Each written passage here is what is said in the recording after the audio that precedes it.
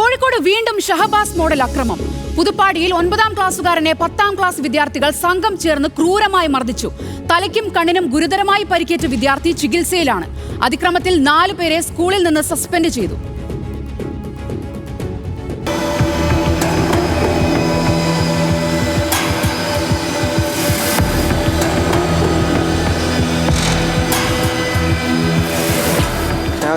Class എത്തിക്കാനോ എന്നപ്പോൾ ഒരു 3-4 ആൾക്കാർ വന്നിട്ട് എന്നെ വിളിച്ച് പുറത്തേക്ക് ഇറങ്ങിപ്പോയി. എന്നിട്ട് എന്നോട് ഇങ്ങനെ കുറച്ച് കാര്യങ്ങൾ പറഞ്ഞ് എന്നെ ഉന്തി. ഞാൻ തിരിച്ചുന്തി. പിന്നെ എൻ്റെ കണ്ണിനിട്ട് കുത്തി. കണ്ണാണ്ട ഇച്ചിരി കഴിഞ്ഞ അവന്മാർ പിന്നെയും കുത്തി. ഞാൻ നിലത്ത് വീണ്. പിന്നെ എല്ലാവരും കൂടി ചവിട്ടി. ഒരു 10-20 ആൾക്കാരുണ്ടാവും. ഇന്നലെ ഉച്ചയ്ക്കാണ് സംഭവം. ക്ലാസ് മുറിയിലായിരുന്ന 9ാം ക്ലാസ്സുകാരനെ പുറത്തേക്കിറക്കിയാണ് 15 വിദ്യാർത്ഥികൾ മർദ്ദിച്ചത്. തലയ്ക്കും കണ്ണിനുമാണ് ഗുരുതര പരിക്ക്. 4 മാസം മുൻപ് അടിവാരം പള്ളിയിലുണ്ടായ വാക്കുതർക്കത്തിന്റെ തുടർച്ചയാണ് ആക്രമണമെന്നാണ് വിവരം. സ്കൂൾ അധികൃതർക്കെതിരെ ഗുരുതര ആരോപണമാണ് കുട്ടിയുടെ കുടുംബം ഉന്നയിക്കുന്നത്.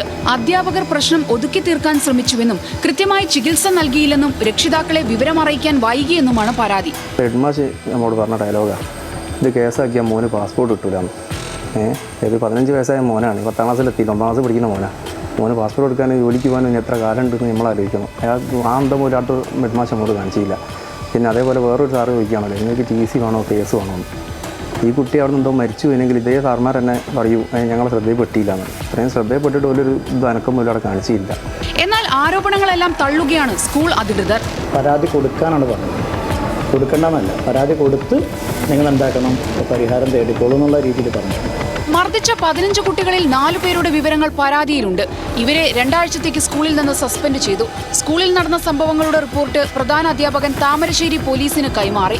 പ്രാഥമിക അന്വേഷണ റിപ്പോർട്ട് പോലീസ് ജുവനൈൽ ജസ്റ്റിസ് ബോർഡിന് സമർപ്പിച്ചു. കൃത്യമായ അന്വേഷണം നടത്തണമെന്നും പരാതിയുമായി മുന്നോട്ടു പോകുമെന്നും കുടുംബം അറിയിച്ചു.